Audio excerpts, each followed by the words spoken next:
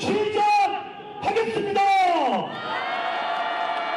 অর্থনৈতিক ও রাজনৈতিকভাবে টালমাটাল দক্ষিণ কোরিয়ায় অনুষ্ঠিত হতে চলেছে এশিয়া ও প্রশান্ত মহাসাগরীয় অঞ্চলের অর্থনৈতিক সহযোগিতা বিষয়ক জোট অ্যাপেক সম্মেলন, যার সমান্তরালে ট্রাম্প শি জিনপিং বৈঠকেরও আয়োজন করেছে দেশটি। তবে দেশটির মুষ্টিমেয় কিছু মানুষ এই আয়োজনের বিরোধিতা করছেন। দক্ষিণ কোরিয়ার মাটিতে যুক্তরাষ্ট্র কিংবা চীনের জায়গা নিয়ে দাবি করে বিক্ষোভ করেন শত শত মানুষ। যদিও গণমাধ্যম বলছে দেশটির বিক্ষোভ সংস্কৃতির মাপকাঠিতে এটি নেহায়েতই ছোট পরিসরের আন্দোলন।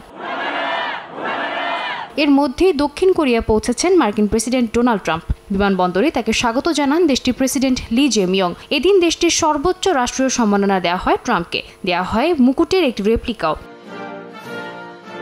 বুধবার এপেক সিও সম্মেলনে ট্রাম্প বলেন, দ্রুত দক্ষিণ কোরিয়ার সঙ্গে বাণিজ্য চুক্তি চূড়ান্ত করা হবে। এর আগে চলতি বছরের জুলাইয়ে ট্রাম্পের শুল্ক থেকে বাঁচতে $350 বিলিয়ন চুক্তি স্বাক্ষরের সিদ্ধান্ত হয়। তবে তার কাঠামো বিষয়ে এখনও কোনো সিদ্ধান্ত হয়নি।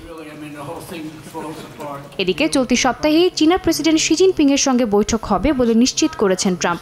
বলেন, দুই দেশের জন্যই সুবিধাজনক এমন সমাধানই আশা করছেন তিনি। এমনকি কোনো ভালো চুক্তির সই হবে বলেও আশাবাদী মার্কিন প্রেসিডেন্ট। তার মতে চীনের সঙ্গে সমস্যার সমাধান হলে শুধু দুই দেশই নয়, পুরো বিশ্ব লাভবান হবে।